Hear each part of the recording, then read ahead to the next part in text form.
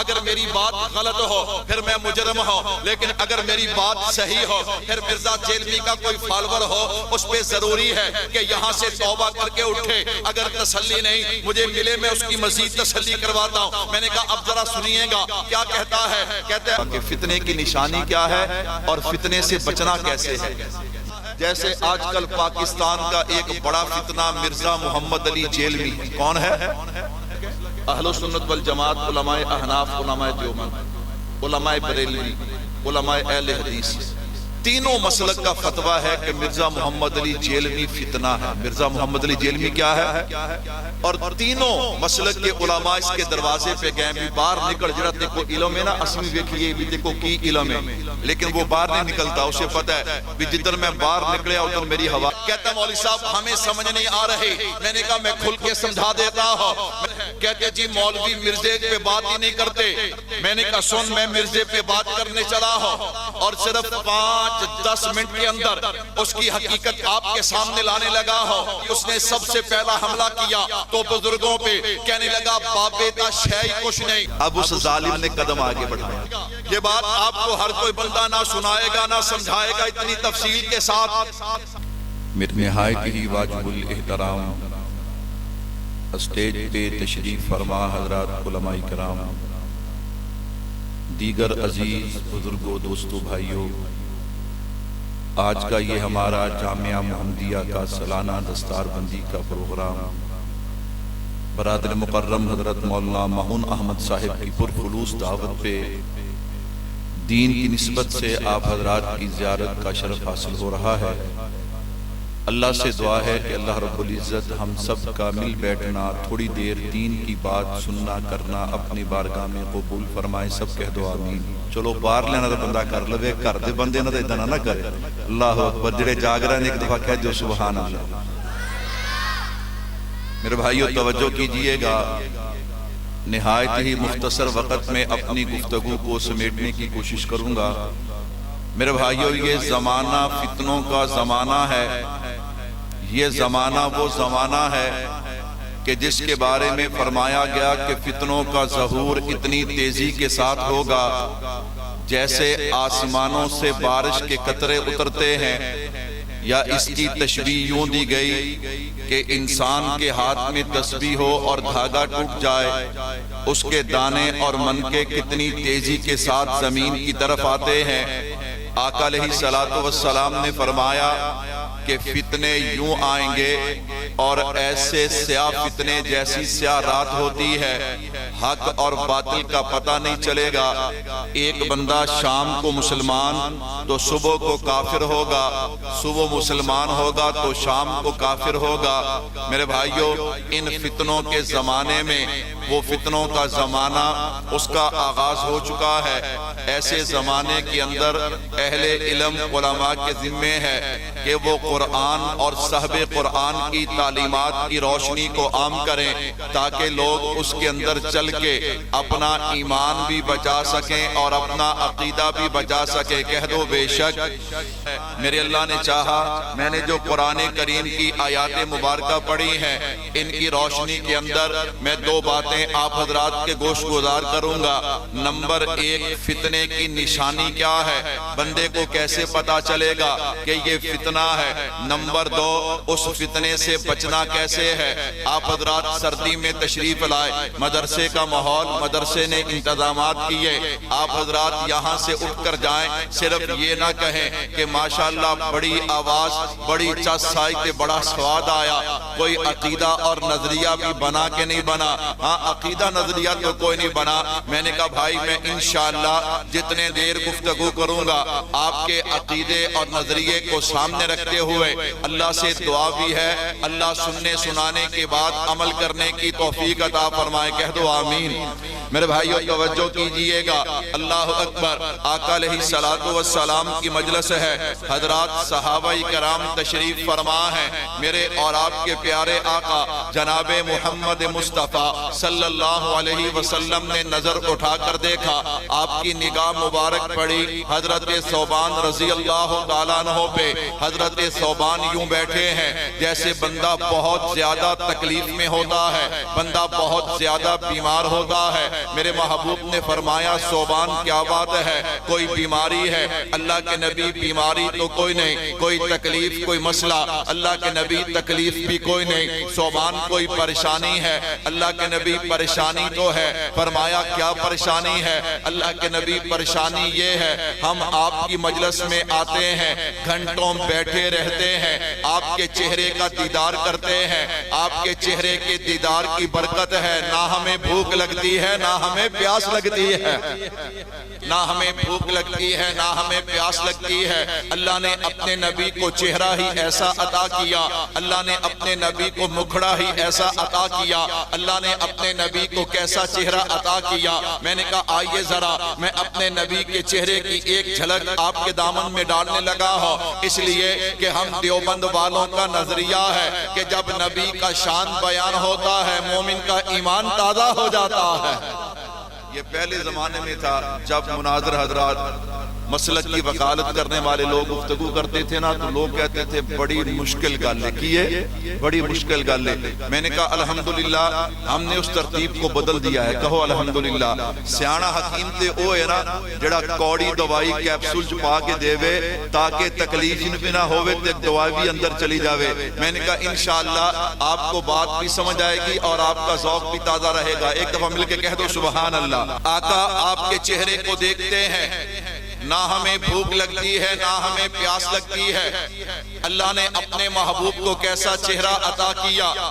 میں نے کہا چلنا حضرت ابو ہریرہ رضی اللہ تعالیٰ عنہ کے دروازے پہ چلتے ہیں، جنہیں حافظ الحدیث کہا جاتا ہے۔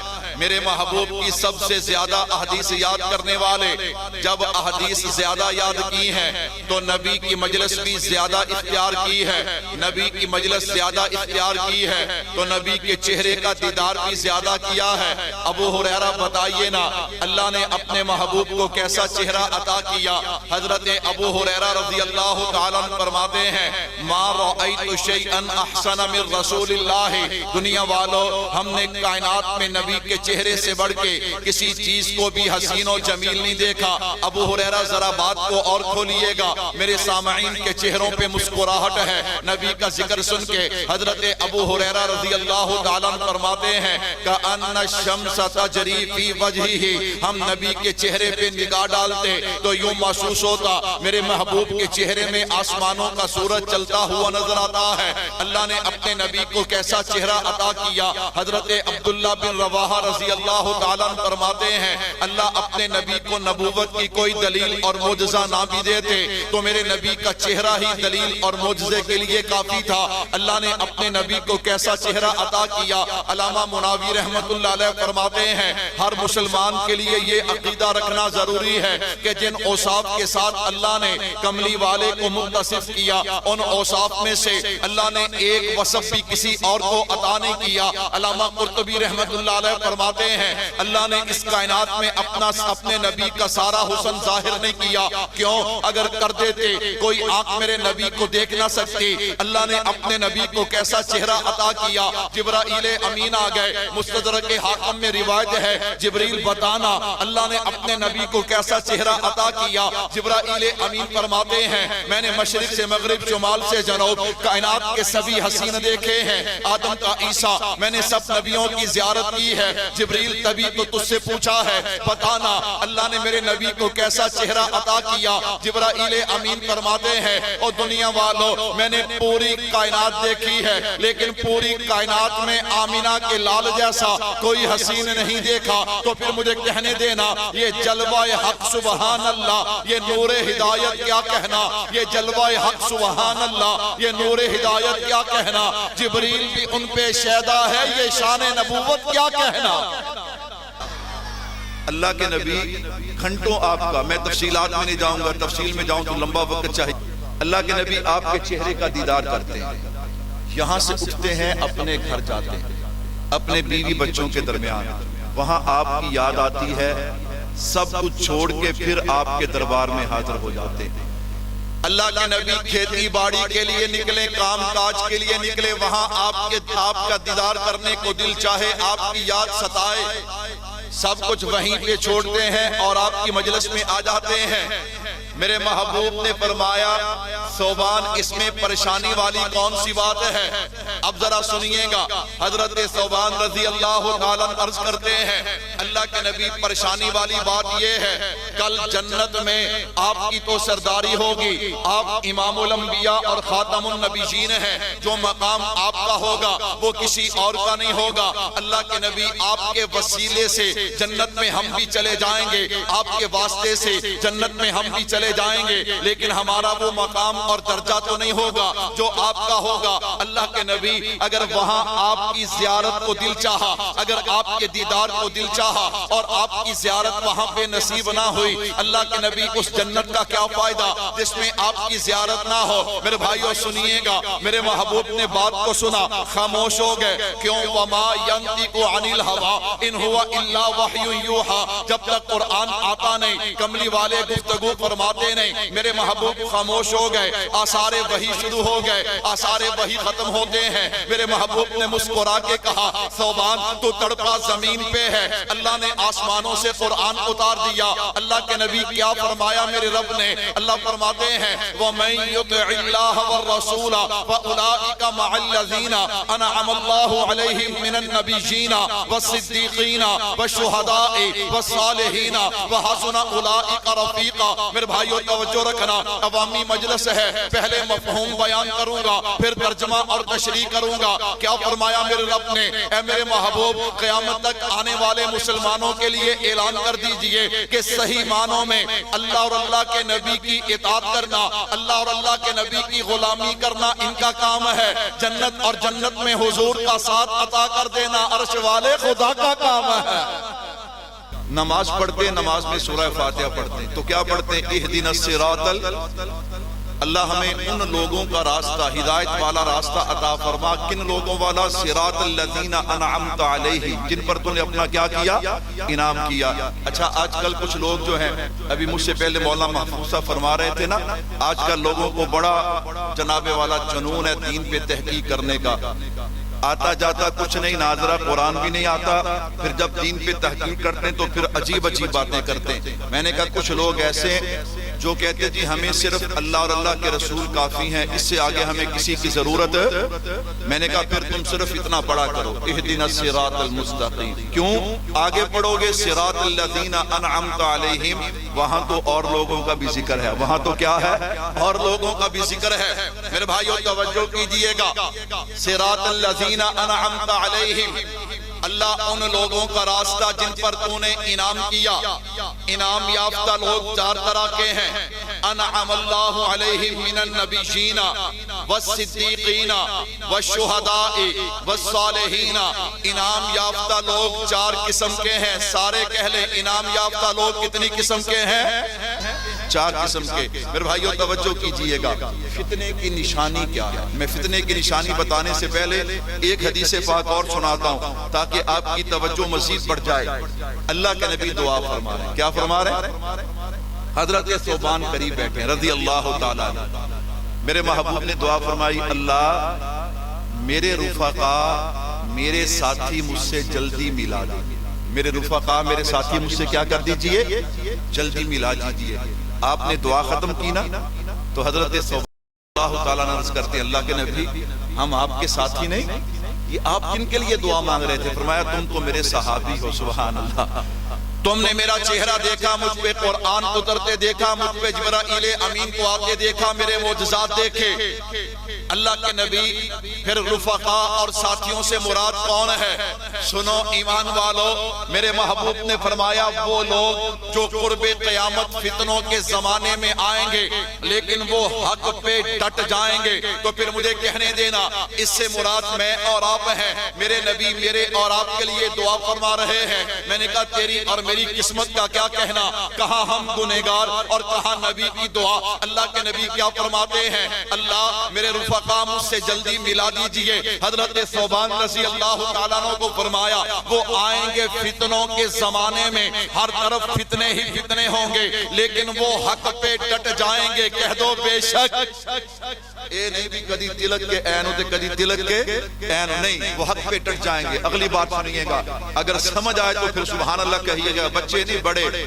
میرے محبوب نے فرمایا ثوبان تجھے پتہ ہے وہ مجھ سے محبت کتنی کرتے ہوں گے. یہ میری اور آپ کی بات ہو رہی ہے, وہ مجھ سے محبت کتنی کرتے ہوں گے, اللہ کے نبی کتنی محبت کرتے ہوں گے.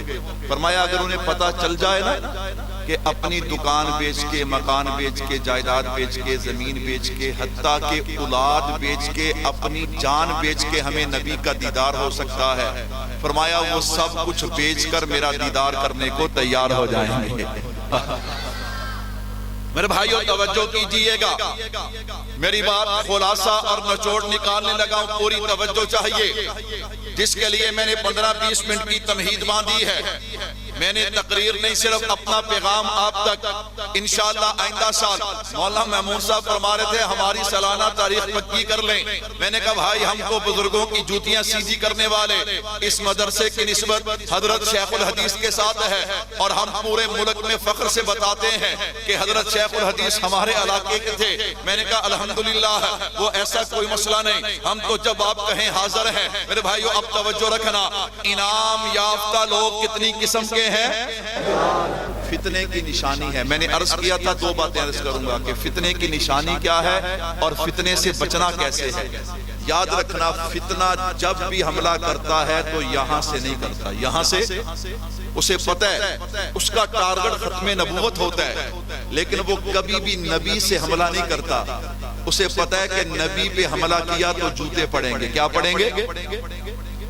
فتنہ جب بھی حملہ کرتا ہے وہ صالحین سے حملہ کرتا ہے, بزرگوں سے حملہ کرتا ہے, اللہ کے نیک بندوں سے حملہ کرتا ہے. پھر وہ چلتے چلتے بالآخر اس کی منزل نعوذ باللہ ختم نبوت پہ حملہ ہوتی ہے. جیسے جاوید غامدی تھا, ہم نے کہا لوگوں یہ قادیانیوں کا چربا ہے, لیکن لوگوں کو سمجھ نہیں آتی. اب وہ جب قادیانیوں کی زبان بولتا ہے اب لوگوں کو سمجھ آتی ہے. تو میں نے کہا فتنے کی نشانی یہ ہے, فتنہ جب بھی حملہ کرتا ہے صالحین سے کرتا ہے. کہتا مولوی صاحب ہمیں سمجھ نہیں آ رہی. میں نے کہا میں کھل کے سمجھا دیتا ہوں. میں نے کہا بھائی کچھ لوگ تو ایسے ہیں جو اللہ کے ولیوں کو سامنے کر کے دین میں نئی نئی خرافات پیدا کرتے ہیں, دین میں نئے نئے کام پیدا کرتے ہیں. اور کچھ فتنے ایسے ہیں جو اللہ کے ولیوں کو بدنام کر کے ان کا انکار کر کے دین کو خراب کرنے کی کوشش کرتے ہیں. کیوں؟ یہ اللہ کے ولی جو ہیں وہ دین کی سند کے اندر بنیاد کی حیثیت رکھتے ہیں, تالے کی حیثیت رکھتے ہیں. میرے بھائیوں توجہ کیجئے گا, میں نے کہا انعام یافتہ لوگ 4 قسم کے ہیں, اور فتنے کی نشانی یہ ہے وہ اپنے فتنے کا آغاز کہاں سے کرتا ہے؟ صالحین سے. کہاں سے کرتا ہے؟ جیسے آج کل پاکستان کا ایک بڑا فتنہ مرزا محمد علی جیلوی. کون ہے؟ مرزا محمد علی جیلوی, انجینئر. اللہ اکبر. انجینئر کا کام میں بھی کسی دی لٹرین دی, کسی دی جناب واش روم دی ٹوٹی شوٹی خراب ہوئے اس دیاں کرے وہ دین تے تحقیق کرنے بہ گئے. اللہ اکبر. اللہ ساڑی قوم دا حال ویکھ لو, اسی خود کو دین سمجھنا شروع کر دیتا. میرے بھائیوں توجہ کیجئے گا, ہو سکتا ہے کوئی مرزا محمد علی جیلوی کا فالور بیٹھا ہو. میں تنقید برائے تنقید نہیں کر رہا, میں دلائل کی دنیا میں اتر کے بات کرنے لگا ہوں. اور آج کل بڑی عجیب بات مشہور ہے, کہتے جی مولوی مرزے پہ بات ہی نہیں کرتے. میں نے کہا سن, میں مرزے پہ بات کرنے چلا ہوں اور صرف 5-10 منٹ کے اندر اس کی حقیقت آپ کے سامنے لانے لگا ہوں, جذبات کے اندر نہیں دلائل کی دنیا کے اندر. میں نے کہا توجہ کیجئے گا, مرزا محمد علی جیلوی فتنہ ہے. سارے کہہ دو بے شک. آپ کہیں گے کیسے فتنہ ہے؟ میں نے کہا ہمارے ملک میں اس وقت 3 مسلک ہیں. کتنے مسلک ہیں؟ اہل سنت والجماعت, علماء احناف, علماء دیوبند, علماء بریلوی, علماء اہل حدیث. تینوں مسلک کا فتویٰ ہے کہ مرزا محمد علی جیلوی فتنہ ہے. مرزا محمد علی جیلوی کیا ہے؟ اور تینوں مسلک کے علماء اس کے دروازے پہ گئے بھی باہر نکل. جڑا تے کو علم ہے نا اسمی ویکھیے بھی تے کو کی علم ہے, لیکن وہ باہر نہیں نکلتا. اسے پتہ ہے بھی جدھر میں باہر نکلیا ادھر میری ہوا ختم، اس دن میری ہوا نکل جائے گی، باہر نہیں نکلتا۔ میں کہ یہ گل ہو گئی نا بھئی تو میں تقریر کر کے نکلا تے مینوں حضرات کہن پنڈ والے بھی مول صاحب ایک رستہ اس رستے تے نہ جائیں، ایویں کوئی پھڑ کے بن لے گا، ایویں کوئی پھڑ کے جڑے 4 پیسے جلسے والے دتے انہاں او بھی کھو لینے۔ تے میں کہاں نہیں میں جانا ہی ادھر، میں جانا ہی۔ زبان سے آپ نہ کہیں گے، دل سے کیا کہیں گے بھی جا خصماں دا سر کھا، جدوں سائیاں نے بنیا پھر پتہ لگ جائے گا۔ میں نے کہا اب بھی جو باز نہیں آتا، علماء کے روکنے کے باوجود بھی باز نہیں آتا، میں نے کہا جا تیری قسمت میں اللہ نے مرزا لکھا تو مرزے کے ساتھ ہی جا، اللہ تیرا حشر مرزے کے ساتھ کرے، کہہ دو آمین۔ مرزا فتنہ ہے، اس نے اپنے فتنے کا آغاز کیا صالحین سے، اور کیا کہنے لگا بابے تا شے کچھ نہیں، اور پھر اس نے کیا کیا 2-4 کرامات نکالی ہیں، ان کو لوگوں کے سامنے رکھا، لوگ بھی کہنے لگے یار یہ کیسی کرامات ہیں۔ میں نے کہا عقل کے اندھے کرامت کبھی عقیدہ نہیں بنتی، عقیدہ یا تو قرآن سے ثابت ہوتا ہے یا پیارے پیغمبر کے فرمان سے ثابت ہوتا ہے۔ تجھے کس نے کہا کہ کرامت عقیدہ ہوتا ہے؟ دل کرتا ہے تو کرامت مان لے، نہیں دل کرتا تو کرامت نہ مان۔ میرے بھائیوں اس نے سب سے پہلا حملہ کیا تو بزرگوں پہ، کہنے لگا بابے تا شے کچھ نہیں۔ میں نے کہا بھائیوں یاد رکھیے گا، چور چوری کرنے کے لیے جاتا ہے، دکان کا شٹر نہیں توڑتا بلکہ دکان کا تالا توڑتا ہے، اسے پتہ ہے تالا ٹوٹا اگلا سفر آسان ہو جائے گا۔ یہ بزرگ جو ہے وہ دین کی سند میں تالے کی اہمیت رکھتے ہیں، اسے پتا تھا کہ جب تک بزرگوں کو بدنام نہیں کروں گا میں آگے نہیں بڑھ سکتا۔ اللہ اکبر، کہنے لگا بابے تے شے کچھ نہیں۔ میں نے کہا سنو بھائیو، اگر بزرگوں کا انکار کرو گے نہ قرآن ملے گا، نہ حدیث ملے گی، نہ سنت ملے گی، نہ کلمہ ملے گا۔ آپ کہیں گے کیسے؟ میں نے کہا آپ کسی قاری صاحب سے پوچھئے، کسی حافظ صاحب سے پوچھئے، قاری صاحب آپ جو قرآن پڑھتے ہیں آپ کے پاس کیا دلیل ہے؟ یہ قرآن وہی قرآن ہے جو آمینہ کے لال پہ نازل ہوا۔ وہ کہیں گے میرے پاس دلیل یہ ہے، میں نے اپنے استاد سے ایسے پڑھا، اس نے اپنے استاد سے ایسے پڑھا، اس نے اپنے استاد سے ایسے پڑھا۔ میں نے کہا 14 صدیاں گزریں گی، پھر تابعین تبع تابعین صحابہ کرام، اور صحابہ کرام نے جناب محمد الرسول اللہ صلی اللہ علیہ وسلم سے سنا۔ میں نے کہا اگر بزرگان دین کا انکار کر دو گے پھر قرآن کی سند باقی رہتی؟ اسی طرح اگر بزرگان دین کا انکار کرو گے تو حدیث کی سند بھی باقی نہیں رہتی، سنت کی سند بھی باقی نہیں رہتی۔ میں نے کہا اس نے یہ جملہ کہہ کے کہ بابے تا شے کچھ نہیں، میں نے کہا اس نے دین پہ کتنا بڑا حملہ کیا، ہمیں اس بات کی اہمیت نہیں۔ میں نے کہا فتنہ ہے نا، یہاں اس نے وار کیا، 2-4 لاکھ لوگ اس کے فالوور بن گئے، اسے سننا شروع کر دیا۔ اب اس ظالم نے قدم آگے بڑھایا، ظالم نے کیا کیا؟ قدم آگے بڑھایا، شہداء پہ آ گیا۔ کن پہ آ گیا؟ یہ بات آپ کو ہر کوئی بندہ نہ سنائے گا نہ سمجھائے گا اتنی تفصیل کے ساتھ۔ میں نے کہا پھر اس نے شہداء پہ حملہ کیا۔ آپ کہیں گے شہداء پہ کیسے حملہ کیا؟ اس نے جنگ جمل کو چھیڑا، جنگ صفین کو چھیڑا۔ اللہ اکبر اللہ اکبر۔ اور کیا کہتا ہے؟ کہتے ہیں جنگ جمل اور جنگ صفین میں حضرت علی المرتضی شیر خدا رضی اللہ تعالیٰ عنہ اور حضرت امیر معاویہ رضی اللہ تعالیٰ عنہ کی لڑائی ہوئی۔ میں نے کہا اپنی زبان بند کر، اہل و سنت کا موقف ہے یہ لڑائی ہوئی نہیں، ان کو لڑایا گیا۔ ان کو لڑایا، لڑنا اور ہے لڑانا اور ہے۔ عبداللہ ابن سبا اس نے اور اس کی پارٹی نے، اس کی نسل نے ان 2 بھائیوں کو آپس میں لڑایا، ان 2 بھائیوں کو آپس میں لڑایا۔ میں نے کہا اس کا سہارا لے کے وہ حضرت امیر معاویہ رضی اللہ تعالیٰ عنہ، اما عائشہ صدیقہ رضی اللہ تعالیٰ عنہ، ان کی توہین کرتا ہے، نام لے کے توہین کرتا ہے۔ میرے بھائیوں توجہ کیجئے گا، میں نے کہا تو نے اب شہداء پہ بات چھیڑی ہے، جنگ صفین اور جنگ جمل پہ بات چھیڑی ہے۔ میرے بھائیوں آپ کو علم ہے یہ جنگیں کب ہوئیں؟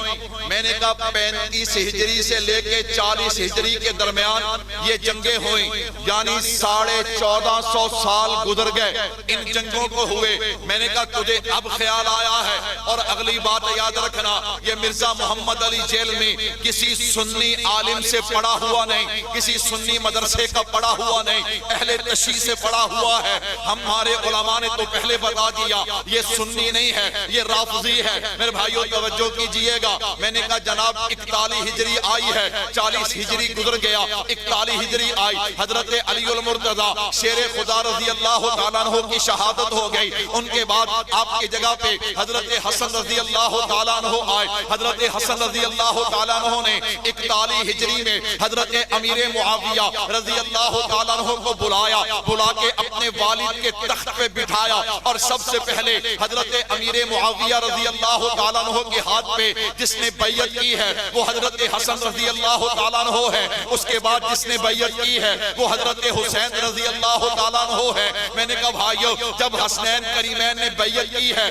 تو بتا دیا میرے چچا اور میرے والد کی لڑائی نہیں تھی، ان کو لڑایا گیا، آج صلح کر کے ہم نے اس لڑائی کو ختم کر دیا۔ میں نے کہا میں تو حسنین کریمین کو مانتا ہوں، میرا نظریہ ہے ان کے علم سے زیادہ کسی کا علم نہیں، ان کی محبت سے زیادہ حضرت علی کے ساتھ کسی کی محبت نہیں۔ جب انہوں نے حضرت امیر معاویہ رضی اللہ تعالیٰ عنہ کے ہاتھ پہ بیعت کی ہے تو میں نے کہا پیچھے پھر کوئی بات بچتی نہیں ہے، اب بھی کوئی جنگ یمن، جنگ صفین اور جنگ جمل کو چھیڑے اور چھیڑ کر حضرت امیر معاویہ رضی اللہ تعالیٰ عنہ پہ بات کرے تو ہم ایک ہی دعا کریں گے۔ ہم نے کہا اللہ کرے تیرا حشر کل جو ہے مرزا انجینئر کے ساتھ ہو، ہمارا حشر حسنین کریمین کے ساتھ ہو۔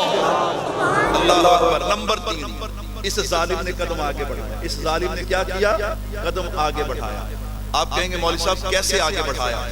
میں نے کہا شہداء کے بعد پھر اس نے نہ صحابہ کو چھوڑا نہ اہل بیت کو چھوڑا۔ کہہ دو استغفر اللہ۔ مرزا محمد علی جیلمی صحابہ کا بھی گستاخ ہے اور اہل بیت کا بھی کیا ہے؟ ایسے گستاخ کو سننا چاہیے؟ بولتے نہیں، ایسے گستاخ کو سننا چاہیے؟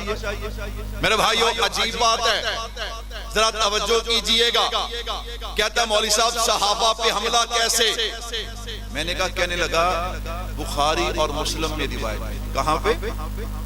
ساڑھے بندے انہیں سے مطمئن ہوئے انہیں پہ بخاری دا نام ہے، مسلم دا نام ہے، تسی کھول کدی پڑھی بھی ہے، کدی بخاری مسلم دیکھی بھی ہے۔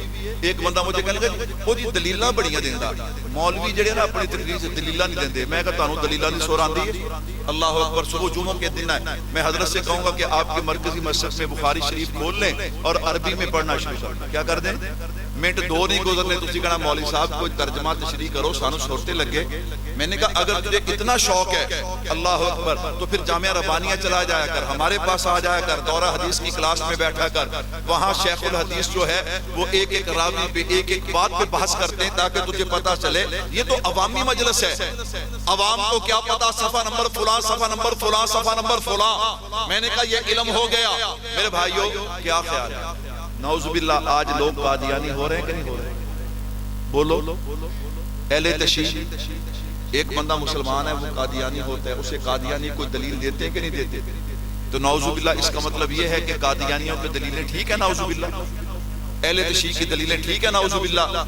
میں نے کہا بھائی اس دلیل کو کون دیکھے گا؟ عالم دیکھے گا۔ اور میں اگلا جملہ بھی کہتا جاؤں، میں نے کہا یہ جو مرزا جیلمی کے فالور ہیں نا 80% بے نماز۔ کتنی فیصد؟ نہ ان کے چہرے پہ داڑھی ہیں، انہوں نے دین سکھن دا شوق نہیں، بس چسکا ہے۔ ان کو کیا ہے؟ کہتا جی کیسے؟ میں نے کہا اگر دین سیکھنے کا شوق ہونا تو آپ کی مسجد میں فجر کے بعد درس قرآن ہوتا ہے۔ یہ مولوی صاحب کے آگے بیٹھے ہو، یہ مولوی صاحب کے کہندے جی او دے واسطے تے فجر دی نماز پڑھنی پینی، فجر دی اے واوا سوکھا کام میں رات نو رضائے چ پیاں، ایک ادا گانا بھی سن لیا، نال مرزے نو سن لیا، نال کینو سن لیا؟ نہ نماز اللہ اکبر، نہ وضو اللہ اکبر۔ میں نے کہا بھائیو سنیے گا میں بات کو سمیٹوں۔ کہتا ہے بخاری اور مسلم میں ہے۔ کس میں ہے؟ بخاری اور مسلم میں۔ کیا ہے؟ کہتا ہے اللہ کے نبی صلی اللہ علیہ وسلم نے ایک دن فرمایا انصاریو میں دیکھ رہا ہوں کہ میرے جانے کے بعد تمہارے گھروں میں فتنے ایسے اتریں گے جیسے آسمان سے بارش کے قطرے اترتے ہیں۔ اور کہتا ہے اللہ کے نبی نے فرمایا کہ میرے جانے کے بعد تمہارے اوپر اور لوگوں کو ترجیح دی جائے گی، تم صبر کرنا، حوض کوثر پہ مجھ سے آ کے ملنا۔ اور اتنی گندی زبان کا مالک ہے میں بیان نہیں کر سکتا۔ کہتا ہے حوض کوثر سے کی ہونا ہے، کوئی مٹھائی لبنی ہے؟ اللہ اکبر اللہ اکبر۔ میرے بھائیوں اب وہ کہنا کیا چاہتا ہے؟ اہل علم علماء تشریف فرمائے، ذرا اس طالب علم کی بات پہ توجہ کیجئے گا۔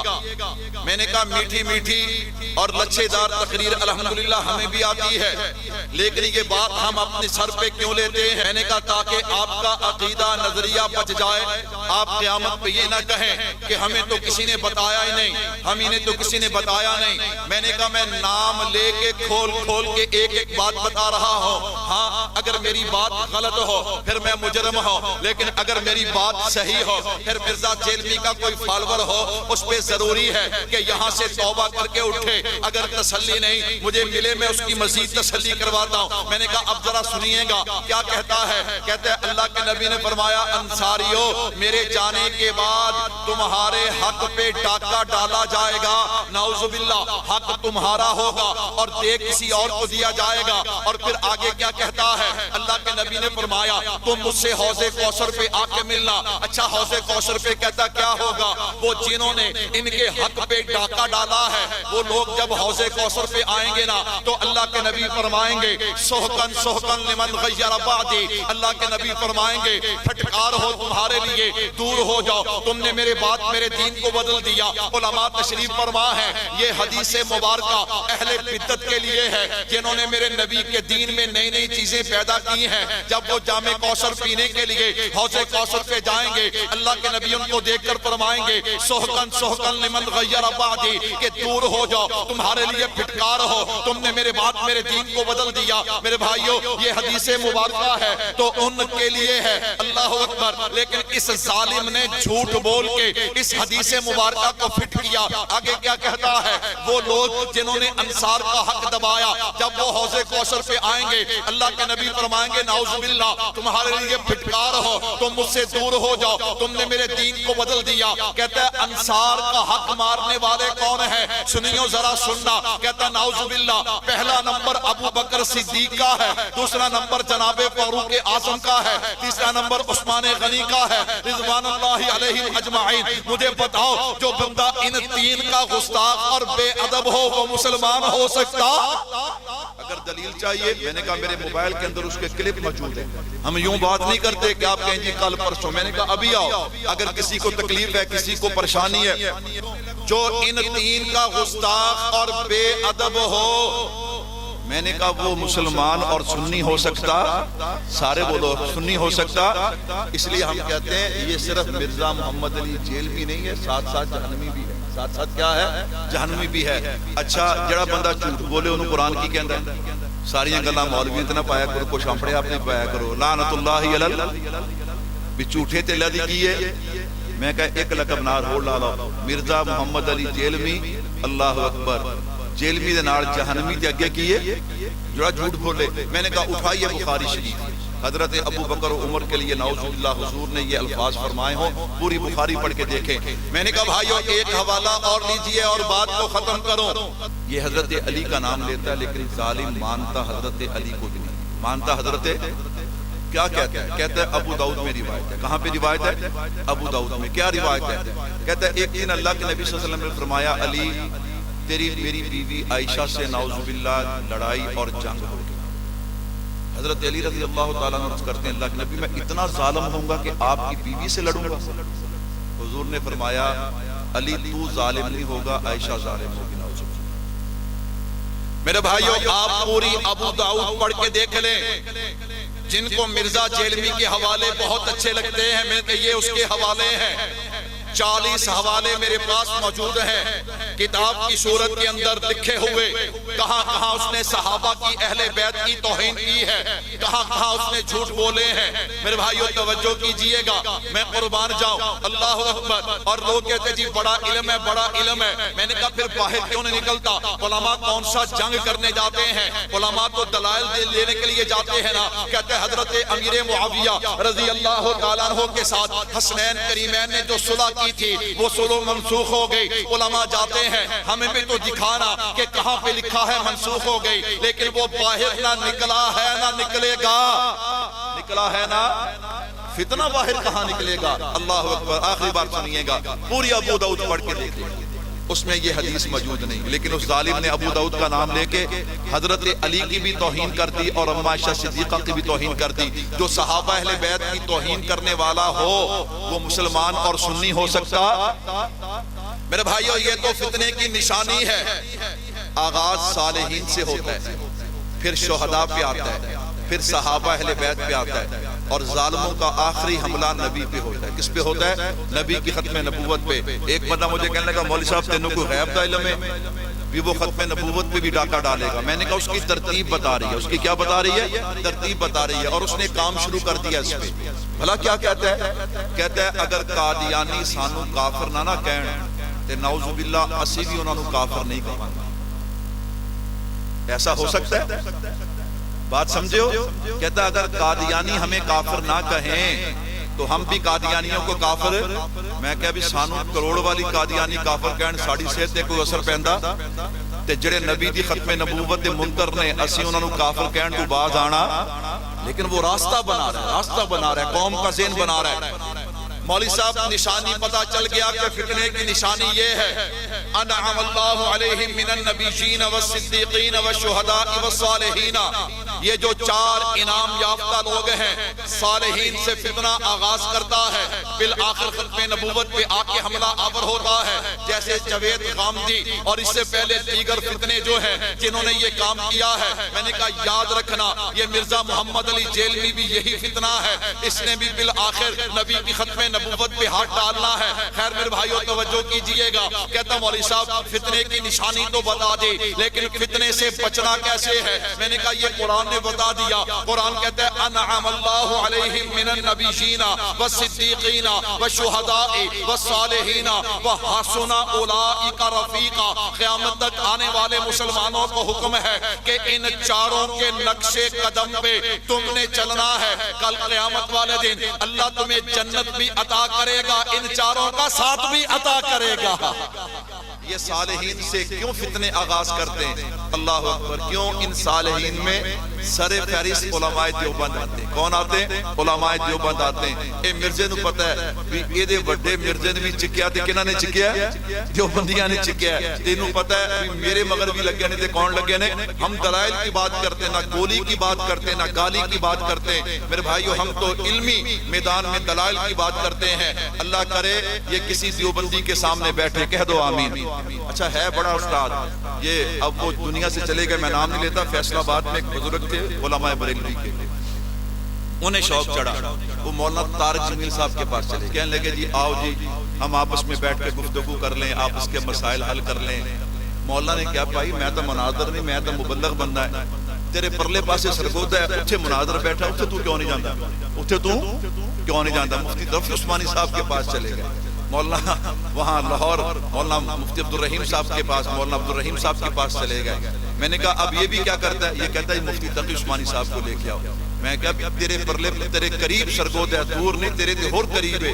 میں نے کہا کر چیلنج، جسے چیلنج کرنا چاہیے، جسے دنیا شیخ طریقت، متکلم اسلام، وکیل احناف، سرمایہ دیوبند، الحمدللہ الحمدللہ۔ میں نے کہا دارالعلوم دیوبند جس بندے پہ عقائد میں اعتماد کرتا ہے وہ میرے شیخ، میرے استاد حضرت مولانا محمد الیاس امن صاحب ہیں۔ میں نے کہا کر چیلنج، تجھے دن میں تارے نظر نہ آئے تو پھر ہے، لیکن وہ ایسے بندے کو چیلنج نہیں کرے گا کہ جو اس کو جواب دے، بس وہ کبھی کہے گا فلاں کو لے آؤ، فلاں کو لے آؤ۔ بس میری آپ حضرات سے اتنی گزارش ہے، اگر کسی کی ابھی تسلی نہیں ہوئی میں حاضر، میں اس کی تسلی کروں، میرے پاس آئے مجھے فون کرے، میں اس کے پاس آ جاؤں گا۔ لیکن بھائیو اگر تسلی ہو گئی تو ارادہ کرو آج کے بعد مرزا جیلمی کو سننا، سارے بولو مرزا جیلمی کو سننا نہیں، اور جو اس کو سننے والے ہیں انہیں بڑے پیار سے سمجھاؤ۔ اللہ مجھے اور آپ کو عمل کی توفیق عطا فرمائے۔ وما علینا الا البلاغ۔